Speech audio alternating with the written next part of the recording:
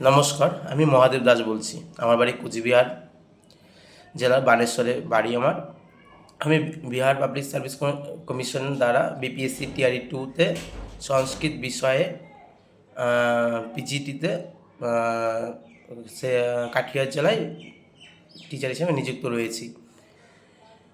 সবাই চিন্তায় রয়েছে যে বিহারের স্টেটের রেজাল্ট কবে হবে। সম্ভবত বিহারের স্টেট রেজাল্ট জুলাইয়ের শেষ দিকে প্রকাশিত হওয়ার সম্ভাবনা খুব বেশি রয়েছে। তাই চিন্তা না করে সব পরীক্ষার্থীদের আমার পক্ষ থেকে শুভকামনা এবং বলবো বিপিএসসি টিআরই 4-এর জন্য দুর্দান্তভাবে পড়াশোনা চালানোর জন্য, কারণ এবার অনেকটা কম্পিটিশন বেশি হবে। তাই চিন্তা না করে রেজাল্ট কবে হবে, রেজাল্ট কবে পাবলিশ হবে না চিন্তা করে বিপিএসসি টিআরই 4-এর জন্য উদ্যমভাবে পড়াশোনা চালিয়ে যাও। সঙ্গে সাবজেক্টের সঙ্গে জেনারেল যে পেপার রয়েছে সেখানে chemistry, physics, math, GI, GK, current affairs আর